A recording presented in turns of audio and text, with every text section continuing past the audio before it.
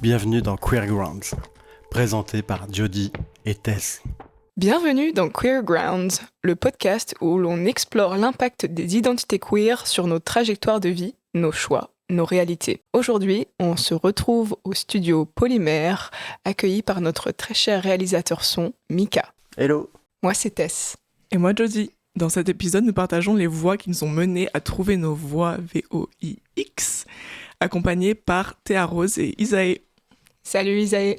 Bonjour. On te connaît notamment avec... Attention, les paroles et images qui suivent dépeignent de la violence physique. Embrasser ce garçon à l'arrière d'une voiture. Embrasser ce garçon, les coups et les injures. Embrasser ce garçon, les coups que je reçois. Embrasser ce garçon que je ne connais pas. Tabasser ce garçon au point américain. Tabasser ce garçon, il fera jour demain. Tabasser ce garçon qui se taise à jamais. Tabasser ce garçon que l'on appelle PD.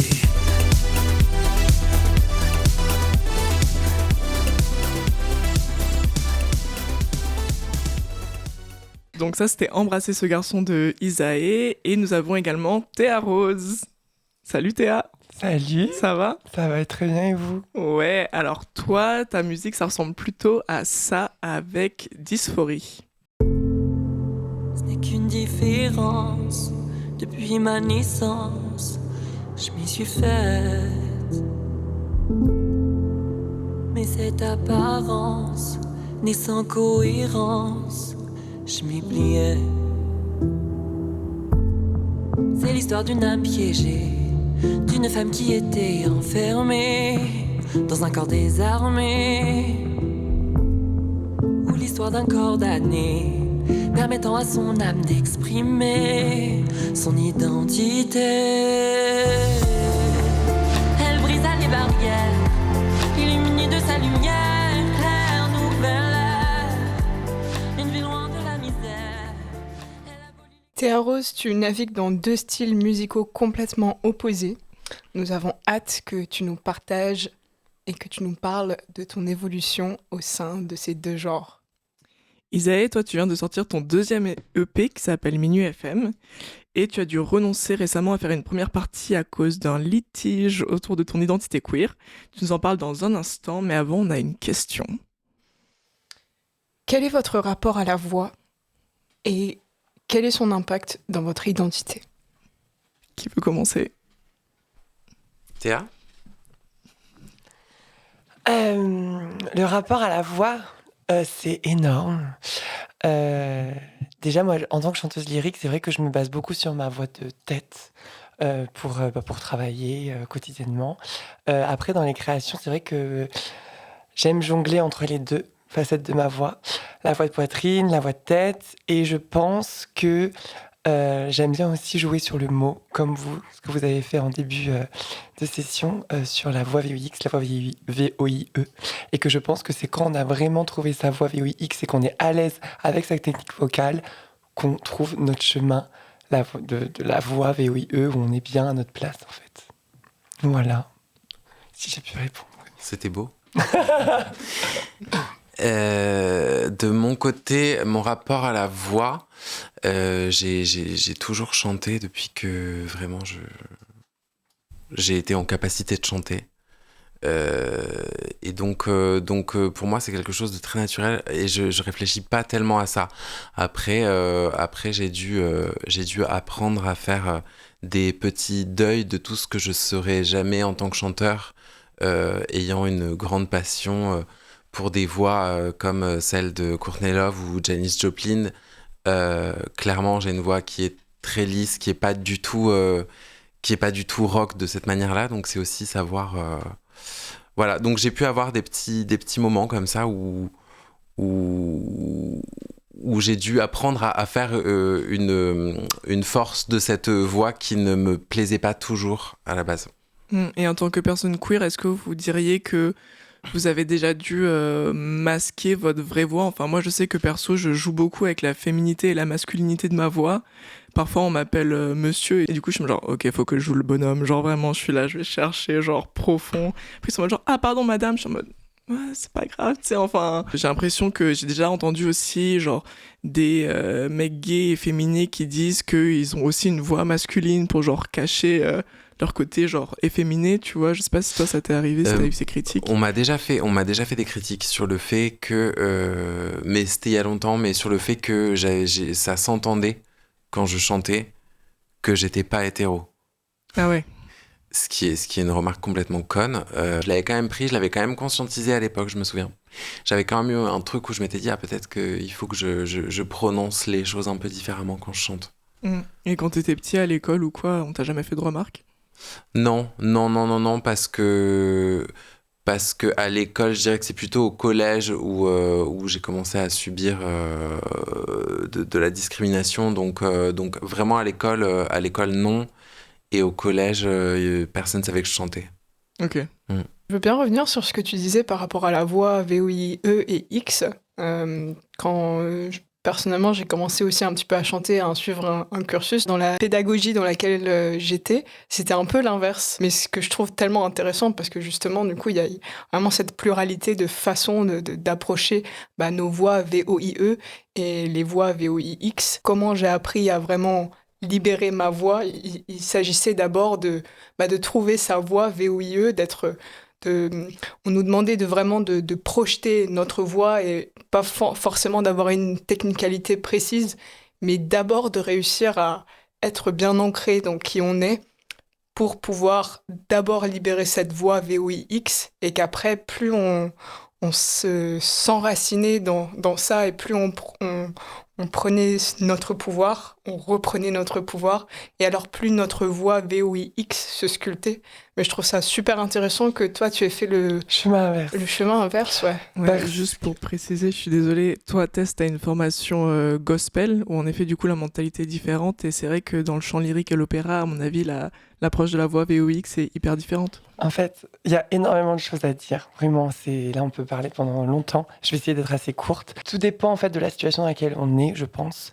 Si on est dans une sorte de non-dit, de déni de qui l'on est vraiment parce qu'on n'a pas la possibilité par exemple, à savoir, par exemple, quand on a le déni, je sais pas moi, de l'attirance envers, je sais pas, les garçons ou envers les filles, et qu'on n'est pas en accord avec cette honte, et que en fait, on l'a subi, cette honte, et ben en fait, je trouve que la voix, le fait de chanter, ça va permettre d'extérioriser et maltraiter sa voix. Moi, je suis passée par une phase où en fait, je maltraitais ma voix pour justement extérioriser cette incompréhension que j'avais au fond de moi. Donc cette incompréhension, je l'extériorisais par le fait de chanter. Et après, j'ai compris que grâce à l'opéra, qu'en fait, le chant, c'était pas se faire mal, c'était justement ne rien faire. Mais pour moi, ça a été la voix qui m'a permis de me sauver justement d'une situation. Mais je suis tout à fait d'accord que quand on est bien dans son environnement, quand on est sur son chemin, il y a aussi des facilités pour exprimer sa voix librement, quoi. Mais voilà, ce qui n'était pas du tout mon cas quand j'ai commencé à chanter aussi. Ce n'était pas, ouais. Ah oui, c'était... Moi, ça m'a pris vraiment beaucoup de temps et je pense que c'est encore un chemin très long devant moi, mais avant déjà de me donner la légitimité de porter ma voix comme ça, même si c'est quelque chose que j'ai un peu toujours fait, mais j'attendais que tout le monde soit parti de la maison pour pouvoir chanter. Ça m'a pris vraiment beaucoup de temps pour sortir justement cette voix-là. Encore une fois, je trouve ça tellement intéressant, nos différents parcours comme ça, parce qu'en fin de compte, c'est le même résultat. C'est cette libération par notre voix VOIX, comme la libération de notre chemin sur lequel on marche. Et je trouve ça très beau. Et puis je pense que c'était peut-être aussi un tempérament assez pudique, timide, peut-être dans la vie. Et je pense que la voix, c'est vraiment un outil qui permet, je trouve, de se libérer de ça et justement d'assumer pleinement en fait qui l'on est. Il y a une vraie mise à nu en fait aussi, le fait de chanter, c'est quand même particulièrement... on se met vraiment dans une position de vulnérabilité. La première fois où on chante devant quelqu'un, c'est terrible, quoi. Ouais. Et puis après, ça devient une force, je trouve. Ah oui, carrément. Qui Carrément. terrasse tout sur son passage. Mais pour quoi. dépasser ce premier truc, c'est quand même...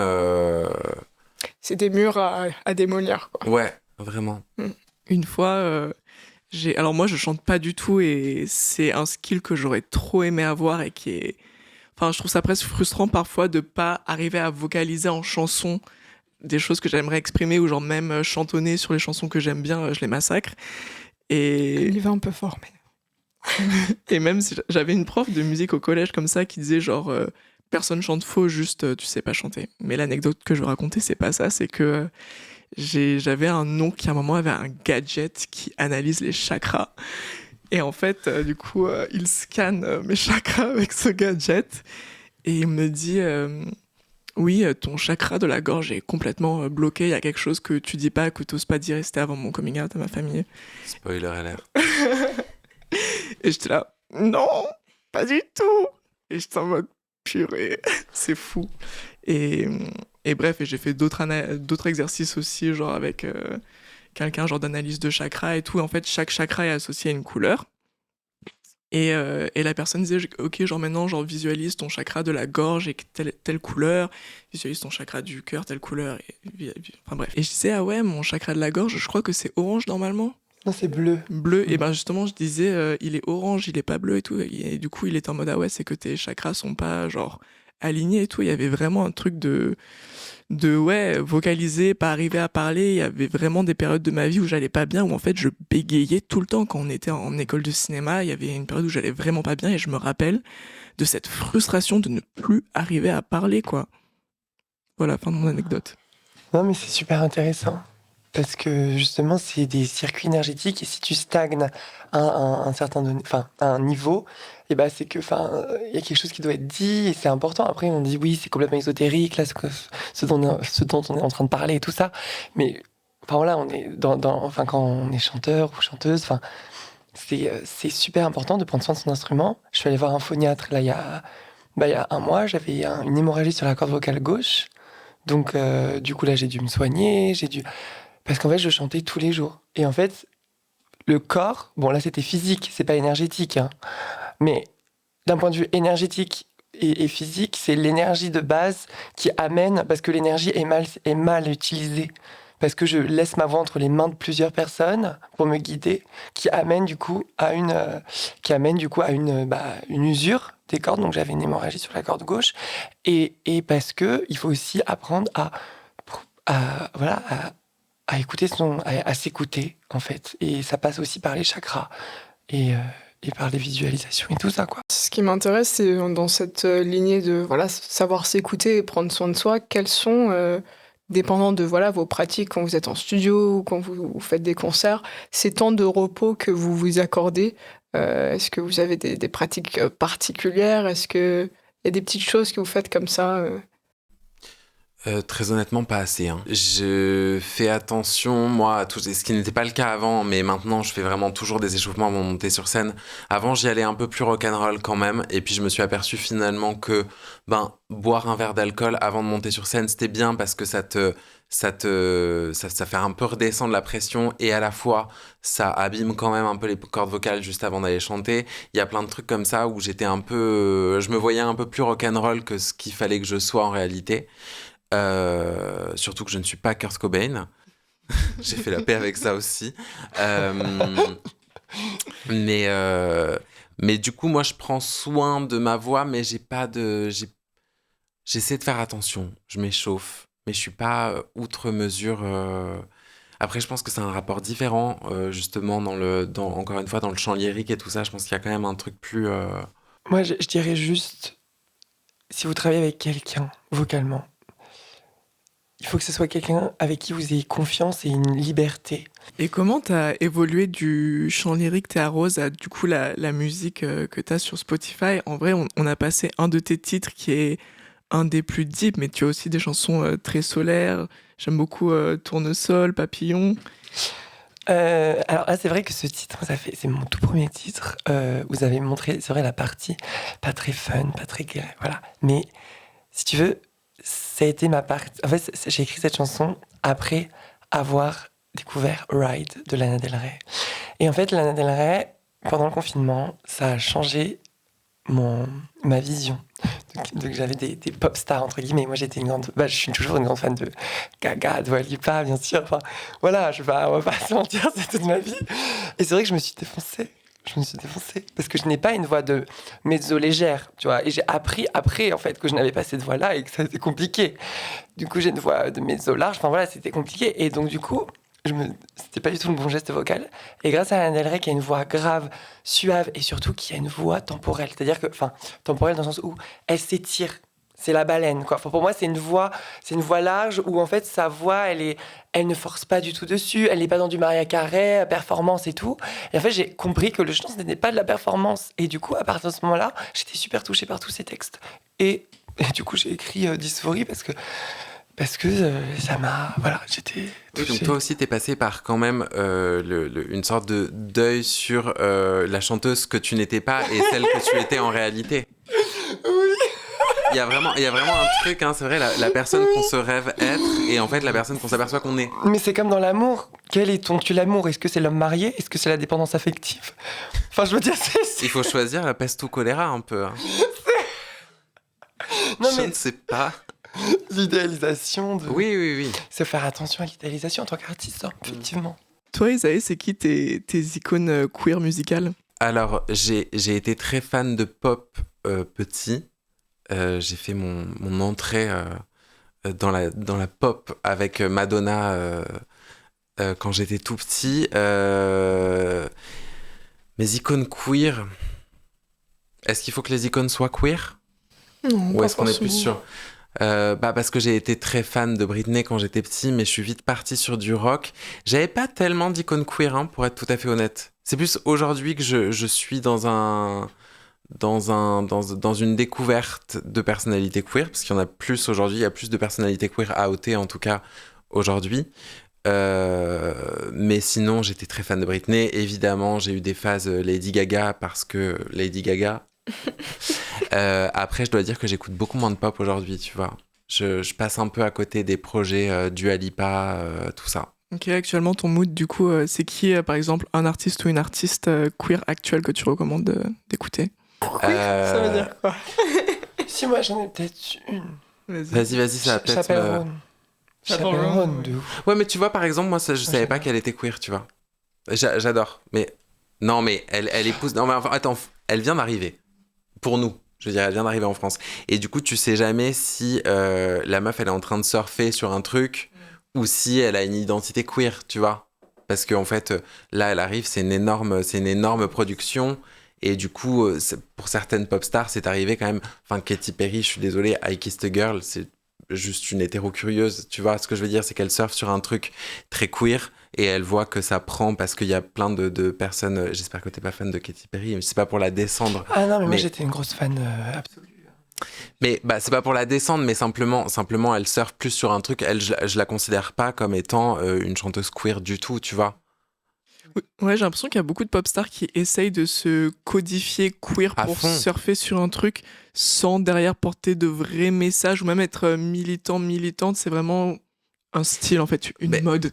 C'est une mode. Puis au-delà de ça, désolé, mais c'est aussi avoir traversé ce que la plupart des personnes queer traversent aussi, et du coup avoir cette compréhension à l'intérieur. Ou d'avoir été main dans la main, tu vois, parce que bon, après Gaga, je crois qu'elle est pan ou Elle se revendique comme bi. Ouais, mais ce que je veux dire, c'est que en tout cas, même si elle ne s'était pas revendiquée en tant que telle, je pense qu'elle a évolué dans des milieux queer. Elle a été avec beaucoup de personnes queer, donc en fait, il y a un moment où quand t'es main dans la main avec des personnes queer, tu peux aussi genre défendre un espèce de truc et épouser cette culture sans pour autant avoir une orientation. Totalement. Tu voulais dire quoi, Théa Rose? Non, mais c'est incroyable parce que on se rend pas compte. Non, mais on se rend pas compte parce qu'aujourd'hui, on passe dans la radio et tout ça. Voilà, c'est les chants susurrés, variété française et tout ça, c'est super sympa. Mais pourquoi est-ce qu'on donne pas la place justement à des artistes que moi j'en ai rencontrés, hein, Thérèse, enfin il y a des artistes moi qui m'ont énormément touchée, qui ont vraiment un côté éclectique et ce côté dément, tu vois. Et pour moi, Gaga, en fait, sa signature de top line ou quoi, c'est tellement intense et ça donne tellement envie de danser et de s'aimer que c'est ça en fait le plus important. Et ça, pourquoi est-ce qu'on a peur aujourd'hui, justement, ce côté un peu dément, musical entre guillemets, tu vois. Oui, puis comme ce que tu dis, ce que ça apporte, je suis allée la voir plusieurs fois en concert. Le dernier, c'était au Stade de France. Et je me suis redit, je ne me suis jamais sentie aussi safe dans aucun concert ou dans aucun espace, alors que tu es entouré de 70 000 personnes. Mais jamais dans aucun concert, je me suis sentie aussi en sécurité que parmi ses fans et les gens qui viennent la voir, quoi. Ça, c'est... Ah bah, je pense que effectivement, ça m'étonnerait qu'il y ait des partisans de la Manif pour tous qui viennent voir Gaga, quoi. Tu vois, à un moment donné. Ou alors, ils aiment vraiment se faire du mal. Mais oui, du coup, je comprends le côté safe du concert. C'est un sentiment super particulier, quoi. C'est très... Gaga, elle porte de ouf un message. Hein, Ah oui, pour oui. une histoire, enfin, elle en a toujours parlé. Elle a toujours parlé de la communauté queer, des droits des personnes queer. Non, et après, il y a des queer icons qui sont pas... Je sais pas, je pense à Mariah Carey, par exemple, qui est pas queer. En fait, Dalida, ou je sais pas, oui. Madonna, pareil, en vrai... Non, mais dans ces cas-là, je sais pas pourquoi je vous ai pas parlé de Mylène Farmer, en fait. Quand j'étais petit, ça a été vraiment une découverte. J'avais entendu dire qu'elle était bisexuelle en plus et tout ça. Pour moi, c'était fascinant. Elle se baignait dans du sang, dans les églises et tout. Enfin, j'étais fasciné. Isaë, en parlant d'église, il s'est passé quelque chose récemment. D'ailleurs, je crois que le concert, c'était le 8 décembre, n'est-ce pas ? Oui, ça doit être ça, ouais. Et 8 décembre, fête de la Vierge Marie. En plus. Yes, oui, c'était quoi ? C'était l'Immaculée Conception ? Ouais. Du coup, il y a eu une première partie à laquelle tu as dû renoncer. Est-ce que tu peux nous raconter un peu qu'est-ce qui s'est passé ? Alors, en ce moment, je suis en tournée. Je fais les premières parties de Thierry Amiel. C'est une tournée qui est en acoustique, donc tout est en piano-voix. Donc moi, je fais la première partie où je m'accompagne en piano-voix. Évidemment, je choisis les chansons parce que je peux pas, par exemple, Embrasser ce garçon qu'on a écouté juste avant, c'est compliqué de la retranscrire en piano-voix. Donc j'ai pas mal de ballades et tout ça, c'est en général ce que je fais sur ces dates-là. Et donc c'est une tournée qui se fait dans des lieux atypiques ou avec une belle architecture en fait qui se suffit un peu elle-même. Donc il y a quelques églises dans le lot.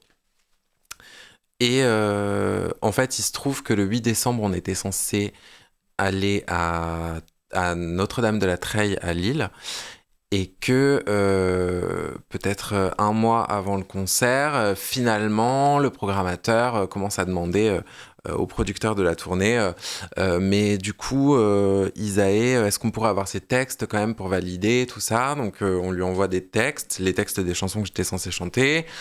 Il en valide plusieurs. Il y en a un où il nous dit « Ah non, ça c'est un peu une ode au suicide, tout ça. » Minuit FM, hein. Jody qui connaît, oui. Donc j'apprenais quelque chose, puisque vraiment c'est une chanson qui parle de mélancolie, mais en aucun cas de suicide. Mais bon, why not ? Si tu pousses trop, peut-être que tu peux interpréter de cette manière-là.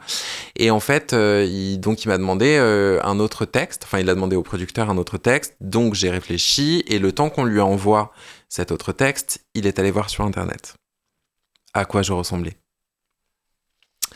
Donc c'est là que les ennuis ont commencé, puisque là il a rappelé le producteur en disant « Oulala, mais en fait il a une apparence très androgyne quand même. » Donc du coup il s'est senti obligé de faire passer au-dessus.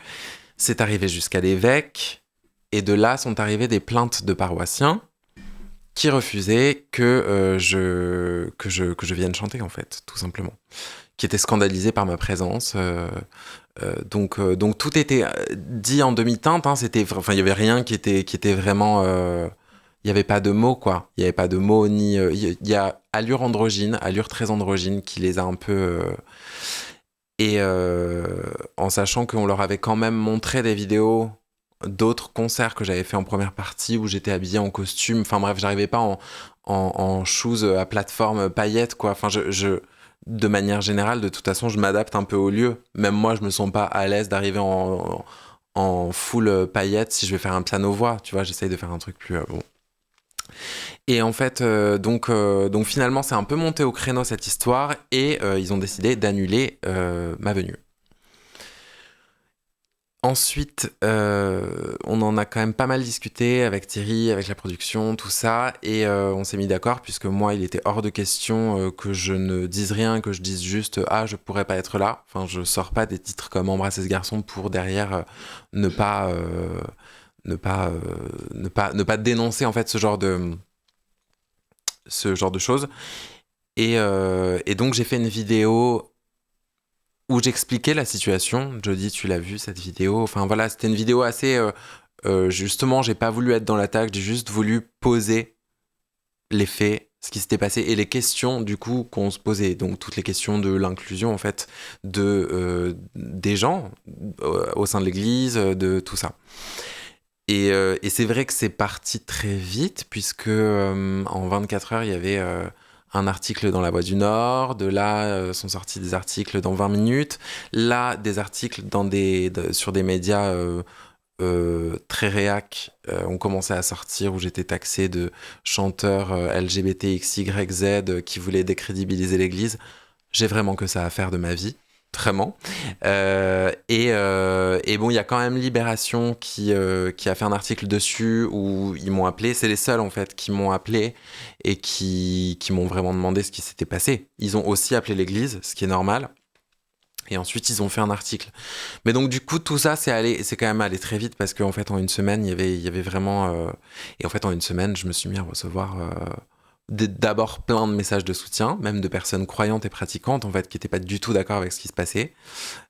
Encore une fois, c'est dommage que ces personnes n'arrivent pas à faire entendre leur voix. Et puis après, évidemment, je me suis mis à recevoir un paquet de messages, voilà. Où là, du coup, j'ai coupé un peu avec les réseaux à ce moment-là. Il y a peu de réseaux, du coup, de médias queer, tu disais, qui en ont parlé. Ouais. Effectivement, ouais, non, j'étais très étonné parce que après voilà, je demandais pas d'avoir, je sais pas, un article, une pleine page ou je sais pas quoi, mais c'est vrai qu'il y a eu très peu, voire pas de relais de la part des médias LGBT. Donc voilà, ce qui n'était pas le cas d'autres. Enfin voilà, j'ai encore une fois Libération, d'autres médias qui étaient quand même un peu... même Nous Toutes, le collectif Nous Toutes de Lille m'a contacté. J'ai été contacté par des élus. Sandrine Rousseau a fait un tweet. Enfin, genre, ça a été... mais les médias LGBT, silence radio. Ouais. Je jette un peu un pavé dans la mare, hein, je sais pas, mais enfin, j'étais juste étonné, quoi. Ouais. Et en plus, t'es allé au concert, ensuite tu as assisté au concert. Alors j'ai assisté au concert, en fait ça c'est pareil, je me suis posé la question longtemps de savoir si je devais y aller, si en fait j'avais juste pas à y aller pour pas m'infliger ça. Et puis finalement je me suis dit que je faisais partie de cette tournée. Mon père est pianiste pour Thierry Amiel, donc mon père de toute façon avait dit il est hors de question que je monte sur scène si je peux rien dire avant de commencer le concert. Donc c'était le deal, enfin d'ailleurs ça n'était pas le deal avec l'église, c'était juste le deal avec la production, l'église n'était pas au courant. Et donc j'ai décidé d'y aller. Je me suis dit que c'était plus... Je préférais l'idée d'y aller et de leur dire, ben, je ne suis pas sur scène, mais je suis là quand même, puisque jusqu'à preuve du contraire, j'ai le droit de rentrer ici. Et donc mon père a dit quelques mots au moment de monter sur scène. J'ai beaucoup pleuré.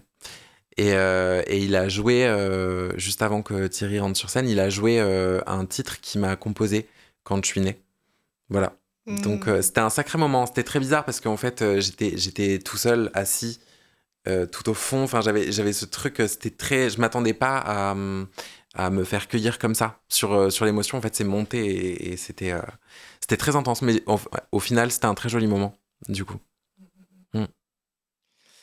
Et oui, aussi ta maman que j'ai déjà aperçue. On a travaillé sur Embrasser ce garçon, j'ai aidé à faire le clip. Et le jour de la release party, ta maman à côté de qui j'étais était incapable de regarder le clip parce que c'est un clip très poignant. Pour en dire peu, les paroles, on les a entendues en début d'épisode. pareil, très bouleversant. Pour toi, c'est important de faire des textes engagés et ne pas être invisibilisé? Alors c'est évidemment important de ne pas être invisibilisé.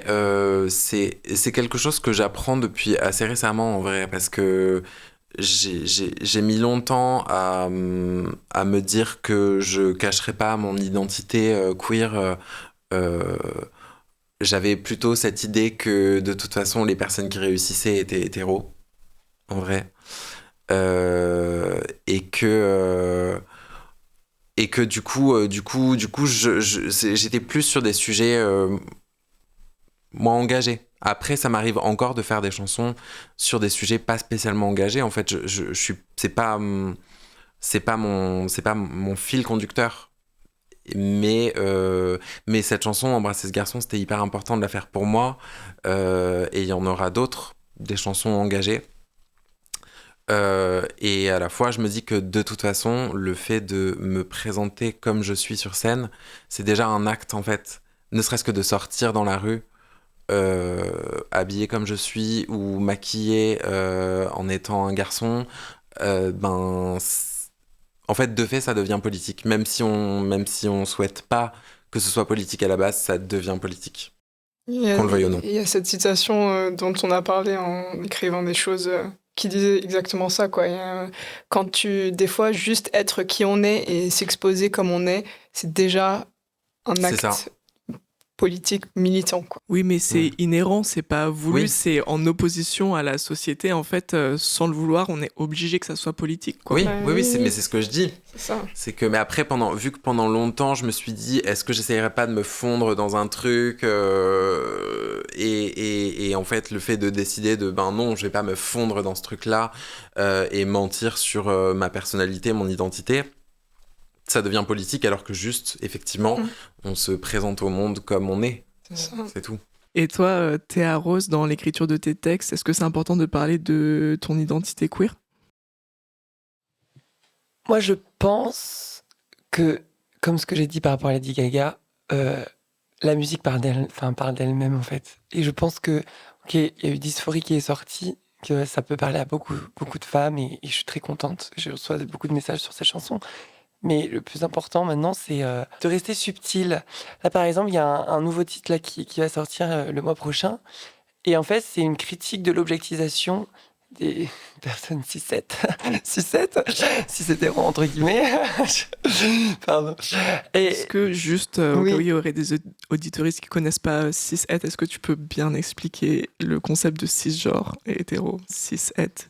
Oui, alors, c'est ce que je les ai surpris tout à l'heure en parlant de cis-het, qui parle en fait des personnes cisgenres hétéros qui sont du coup biologiquement dans le bon corps, qui n'ont pas eu de parcours de transition ou quoi. Donc du coup, quand je dis des personnes cis-het, c'est des personnes en fait qui n'ont pas eu affaire à des grosses difficultés d'un point de vue identitaire dans leur parcours.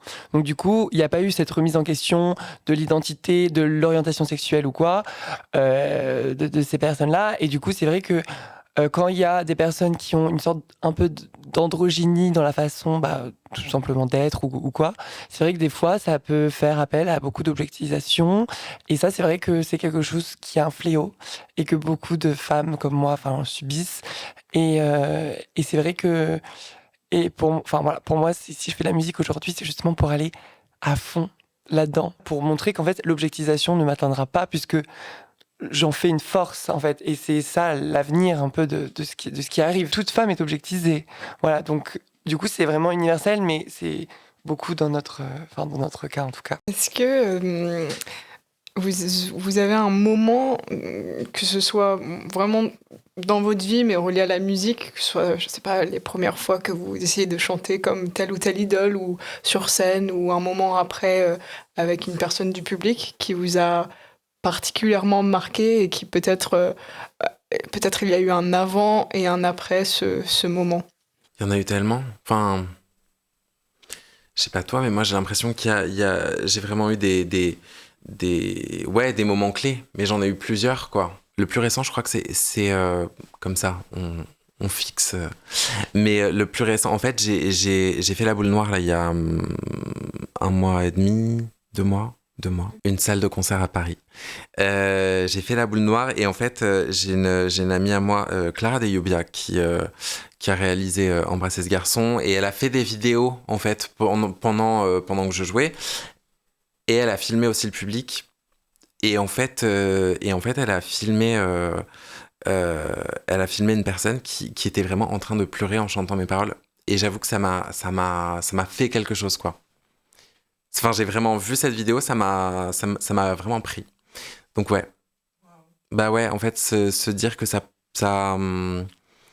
peut transmettre, parce qu'en fait, il y a des personnes parfois qui viennent me voir et qui me disent « Ah, ça m'a fait pleurer sur telle chanson ». Mais en fait, quand on le voit pas, c'est hyper touchant, évidemment, toujours. Mais là, en fait, de se retrouver devant cette image, c'était hyper poignant. Ouais. Oui, c'est toujours fou de conscientiser l'impact que tu peux avoir sur les autres, en fait. Ouais. Parfois, on te le dit et t'es en mode genre « Ok », et parfois, tu le vois vraiment concret devant toi et t'es en mode genre « Waouh ». Et en fait, du coup, t'as un pouvoir et un peu, t'as une responsabilité aussi parfois. À fond, évidemment. C'est sûr. Mais on a du mal à s'en rendre compte tant qu'on le voit pas, quoi. Enfin, je sais que des personnes peuvent me le dire et ça peut vraiment me toucher, mais tant que tu vois pas. Ouais. Toi, Théa Rose, un moment musical qui t'a marqué? C'est magnifique. Non, mais c'est magnifique comme question parce que c'est vrai que moi, c'est pas d'un point de vue de pleurs ou de tristesse, enfin de pleurs, de compréhension, de connexion profonde entre un artiste et son fan, c'est énorme. C'est plutôt dans l'énergie sur Ose Ose, qui est en fait un titre qui amène vraiment à l'audace et en fait ça fédère en fait une sorte d'énergie parce qu'il y a une gimmick en fait très répétitive et en fait quand on voit en fait le public et qui connaissent et qui chantent avec toi, surtout des personnes qui sont pas du tout queer, du coup moi quand j'ai vu ça je me suis dit en fait ça plaît à tout le monde et il n'y a pas de division quoi. Et ça m'a beaucoup touchée. Après, j'ai vu aussi beaucoup d'artistes qui m'ont beaucoup touchée récemment. Thérèse, des artistes qui parlent des notions du temps, des termes universels, de termes philosophiques aussi, et qui arrivent vraiment à rentrer en connexion avec le public assez rapidement. Et je leur en remercie parce qu'ils se battent et qu'ils ne sont pas forcément le gros label derrière, quoi. Voilà. Toi, Tess, t'en as un? Le plus récent, c'est le concert que j'ai vécu vendredi dernier. C'était le concert de Rhoda Scott, qui est une légende vivante qui joue de l'orgue. Et puis, sur son dernier album, Ladies and Gentlemen, un des chanteurs invités, c'est Emmanuel Pidjob. Et il a ce don d'emporter tout le monde. Donc, il fait lever toute la salle et il fait danser toute la salle. Et on danse, on chante comme ça pendant bien 5 à 10 minutes. Et ces moments-là de musique, parce que c'est très beau, je suis très fan aussi voilà, du lyrique, du classique, de tout ça. Mais il y a quelque chose de tellement particulier quand on s'unit en dansant, et tout à l'heure on parlait des énergies, qu'on ne se connaît pas forcément, qu'on ne connaît pas forcément l'artiste qui est sur scène, mais qui a ce quelque chose. La musique est autre chose dans ce qu'elle nous fait ressentir et dans cette façon qu'elle a de nous fédérer. Et je trouve qu'en ça, c'est vraiment quelque chose de très, très, très puissant. Et pour ça, voilà, je vous remercie aussi d'être déjà qui vous êtes et de partager votre musique, vos voix comme ça, sur vos voix avec le monde, parce que plus que jamais aujourd'hui, je trouve que c'est fondamental qu'on danse et qu'on pleure et qu'on rit ensemble. C'est vrai. Du coup, pour ne citer qu'elle, Mylène Farmer, à son Stade de France, elle a commencé à faire chanter Désenchanté, que tout le monde connaît. Et c'est vrai qu'elle a dit, c'est incroyable d'avoir une chanson qui rassemble comme ça. Et c'est vrai que je me suis dit que c'était fou. Parce que c'est vrai qu'il y a des chansons magiques comme ça qui tout à coup vont fédérer tout le monde. Tout le monde a envie de la chanter et c'est fou. C'est vrai, c'est le pouvoir de la musique. Ouais, du coup, je rebondis sur ta question et sur ce que Isaïe vient de dire. Un moment aussi particulier, je suis partie faire une partie de mes études à New York et c'est c'est les 50 ans du Stonewall Riot, de ce qui a commencé bien des choses, voilà. Et donc, l'anniversaire de ça et la Gay Pride est à New York et on est en train d'attendre, c'était super long, des chars. Il y avait plein de chars qui devaient partir, mais il n'y avait pas de musique. Il y avait un peu ce moment d'entre-deux où on ne savait pas trop quoi faire. Et je commence à chanter Born This Way. Et ça prend. Et tout le monde se met à chanter Born This Way ensemble. Et je pense que oui, ça, c'est vraiment un des moments... Incroyable. Un des plus forts moments. Ah ouais. Voilà. J'adore, et en plus, t'es chauffeuse de salle, du coup. Et du coup, les gens sont partis, t'ont suivi. Ouais. T'étais toute seule à Cabella. Ouais, j'étais avec mon groupe d'amis et d'étudiants et puis on chante Born This Way et puis mes potes chantent Born This Way et tout le monde se met à chanter Born This Trop Way. bien. Mais en même temps, cette chanson est tellement incroyable dans son message et ce qu'elle véhicule, la force qu'elle donne dans sa musicalité. Juste avant c'est dingue. qu'elle sorte, Elton John avait dit « J'ai entendu le prochain single de Gaga et c'est genre un hymne absolu qui va rester genre pour toujours. » Il avait dit ça et du coup tout le monde était extrêmement excité à l'idée que cette chanson sorte, quoi. C'était fou. Incroyable. Moi, un moment, bien que je ne sois pas musicienne, un moment musical qui m'a ému, on en parlait tout à l'heure de Madeleine Flamboyante, du coup artiste drague et chanteuse qui a récemment intégré la troupe de Madame Arthur. C'est vraiment très difficile pour moi de pleurer, je pleure très peu.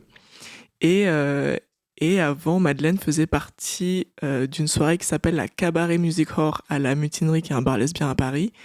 Et j'allais à la Cabaret Music Hall, qui était ma soirée préférée du mois à la Mutinerie, juste pour voir Madeleine Flamboyante, qui est vraiment une star à mes yeux. Et je crois que c'était l'édition spéciale grosse, où il y avait que des artistes et performeuses grosses. Et je crois que c'est ce soir-là où elle a fait, pour fermer la soirée, elle a fait une composition, une reprise, mais bref, en gros, c'est une chanson qui raconte, qui parle de la fétichisation des femmes grosses, que pour être cru, on baise une fois et ensuite on jette comme une chaussette. Et bref, et du coup, le numéro de Madeleine, c'était que elle se rhabillait en civil. Tu t'en souviens ? Elle se rhabillait en civil et elle se démaquillait. Et déjà, je n'avais jamais vu Madeleine Flamboyante hors drague. Mais accompagné des chansons, sa performance était juste incroyable. Et bref, j'ai larmoyé. Et en fait, c'est aussi ça, la musique, c'est une vraie mise à nu. Et là, elle s'est vraiment révélée à nous comme elle est dans la vie quotidienne, en civil. Et un sujet qui était tellement touchant. Et je pense que l'ambiance dans le bar était vraiment était flottante, je sais pas. Mais en tout cas, moi, j'étais genre fixée sur Madeleine en mode genre... Elle est incroyable, c'est trop une star. Et voilà, du coup, je voulais parler de la notion de mise à nu, que c'est vrai aussi dans les textes et tout. Forcément, c'est naturel que vous parliez de vos parcours, puisque la musique, c'est un art qui véhicule nos histoires personnelles, quoi, et nos émotions. Et en effet, merci pour ça, c'est trop chouette. Merci à vous.